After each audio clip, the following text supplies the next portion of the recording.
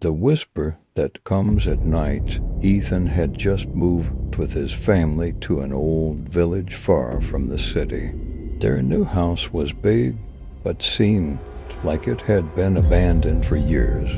Right next to the house was a dense, dark forest. The villagers said the forest was cursed, but Ethan didn't believe them. One night, while everyone was asleep, Ethan heard a faint whisper in his room. At first, he thought it was the wind, but the whisper was calling his name. Ethan, Ethan. His heart started racing. He pulled the blanket over his head and tried to sleep, but the whisper seemed to come closer. The next day, Ethan decided to go to the edge of the forest. Maybe he could find the source of the sound.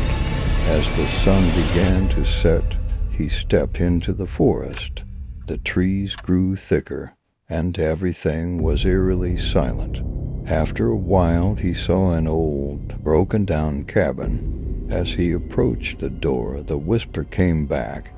"Ethan, come." With trembling hands, Ethan opened the door. Inside was nothing but darkness.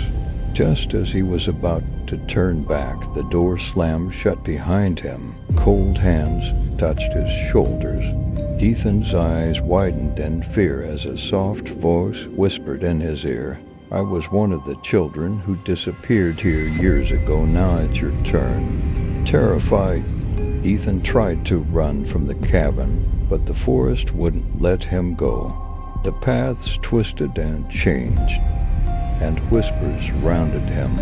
"Ethan, you can't escape." At that moment, someone shook him, and Ethan screamed. When he opened his eyes, it was morning, and his mother was standing by his bedside. "Ethan, did you have a bad dream?" she asked, looking worried.